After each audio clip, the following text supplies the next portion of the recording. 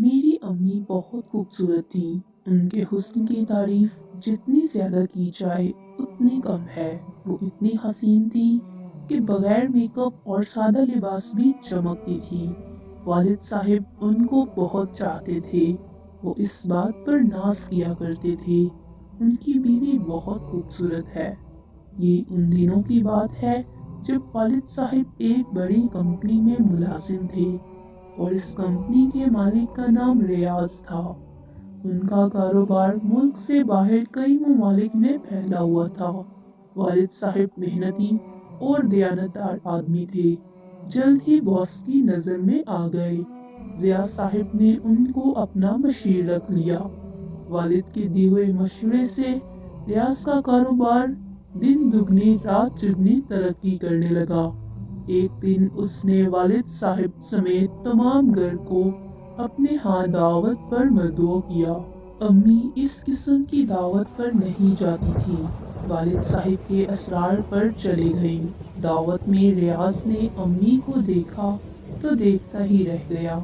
खुदा जाने उसके दिल में किस मर्ज ने जन्म ले लिया। अब वो किसी न किसी बहाने हमारे घर भी आने जाने लगा। अम्मी जान को उनकी खातिर मदारत करनी पड़ती। वो वालिद साहिब की गैर मौजूदगी में बहस का आना पसंद ना करती थी।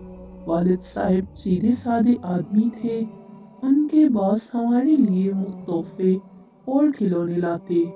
एक रोज जब उसने अबू को बताया कि वो उनको अपने दुबई वाले ऑफिस में ट्रांसफर कर रहे हैं, ये एक बहुत बड़ी खुशखबरी थी कि तनख्वाह में कई गुना इजाफा हो गया था।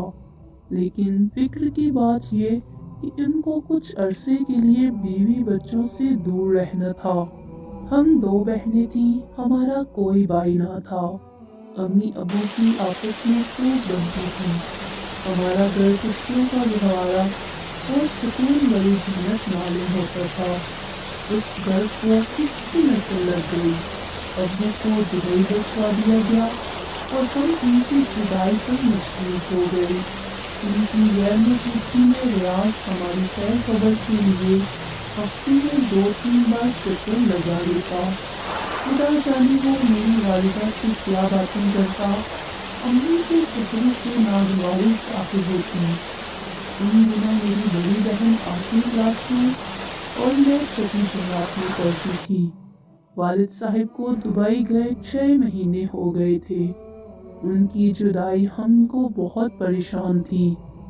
रियाज साहिब ने हमें एक अलहदा अच्छी सी कोठी रहने के लिए दे दी।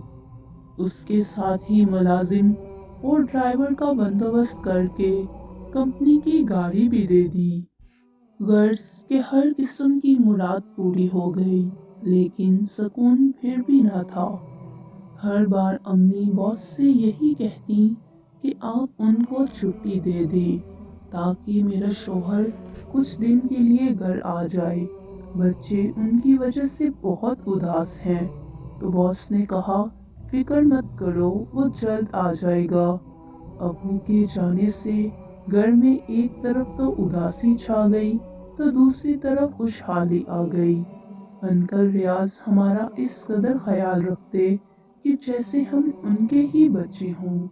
मगर मेरी माँ बहुत मजबूर दिखाई देती थी कि जैसे ही उन्हें इस शख्स के आने से खुशी ना होती बल्कि जहमत उठानी पड़ती हो।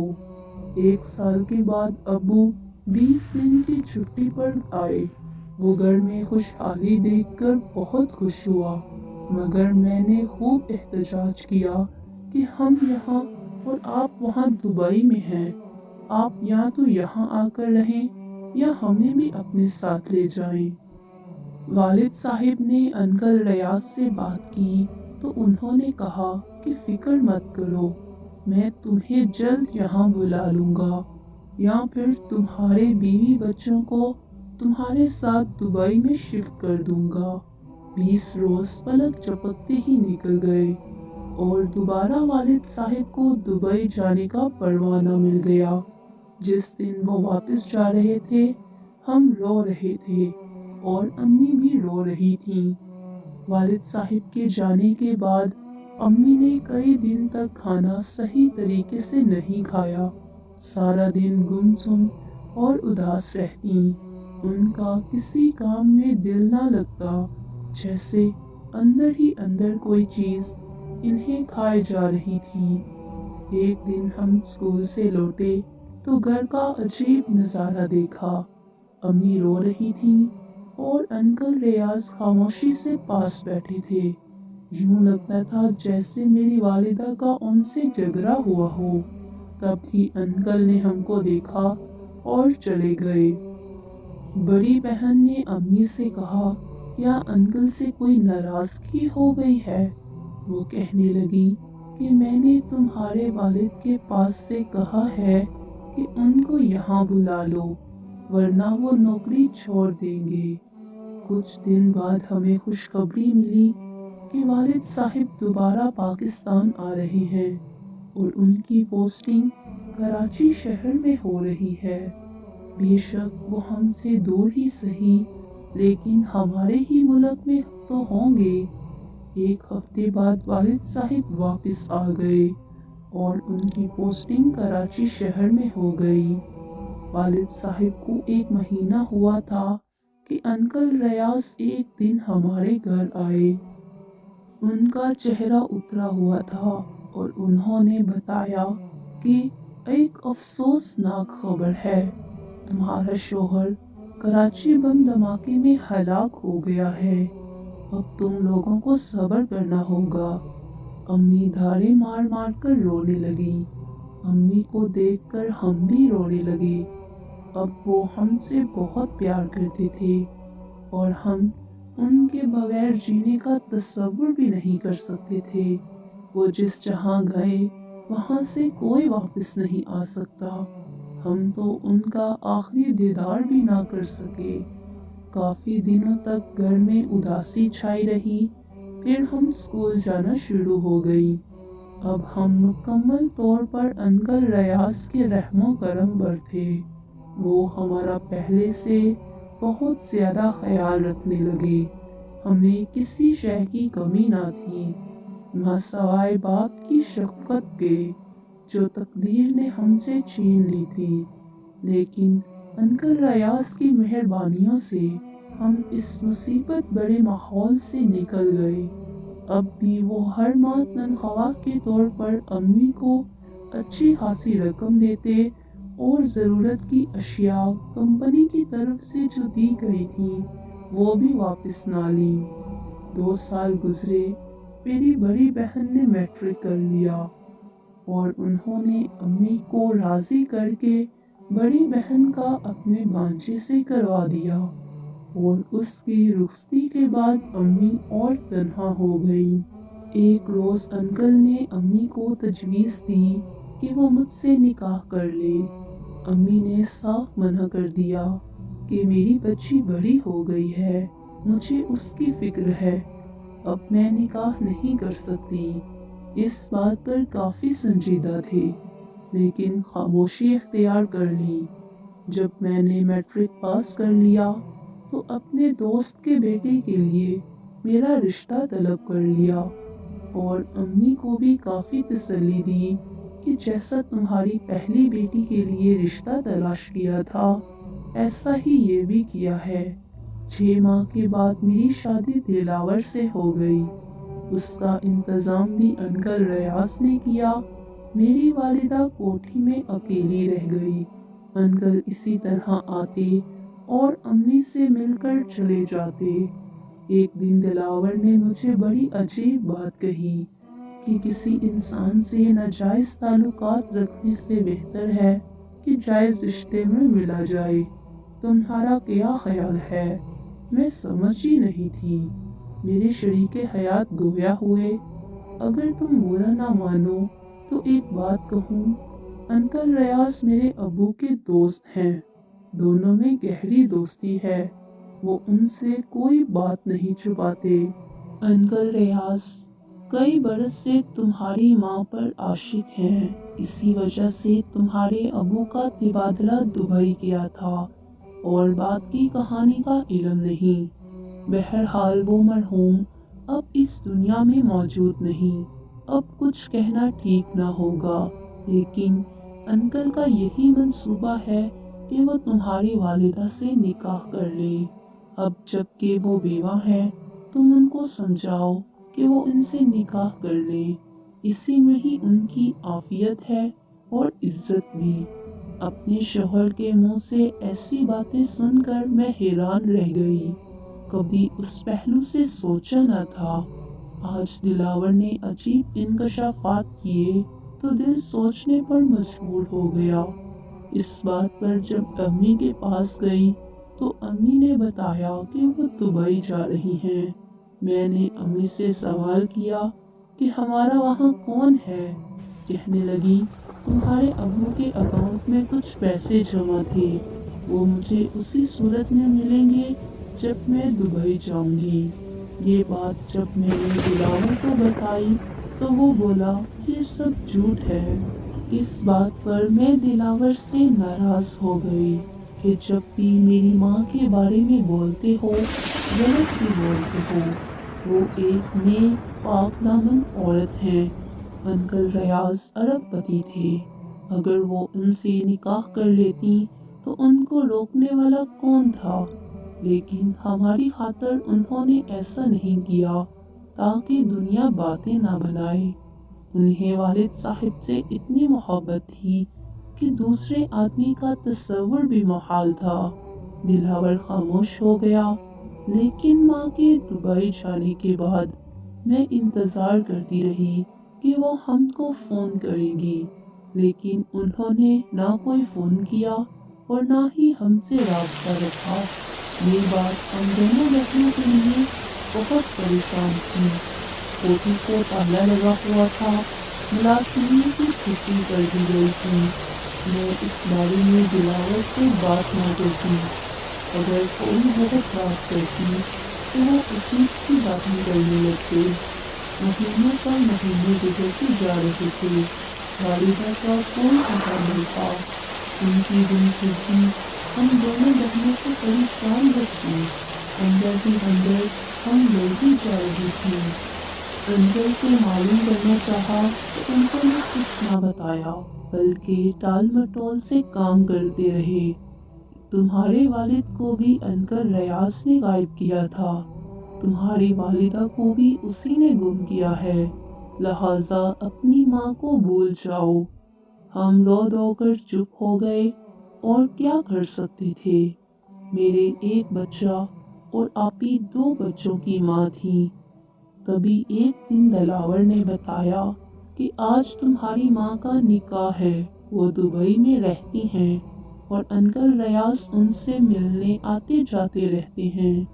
उनके पहले बीवी बच्चों को पता चला तो उन्होंने शोर मचा दिया कि तुमने एक बेवा औरत को रखा हुआ है और उससे चोरी छुपे मिलते हो।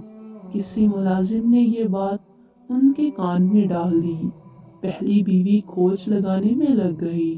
तब ही अंकल ने मेरी वालिदा को दुबई भिजवा दिया।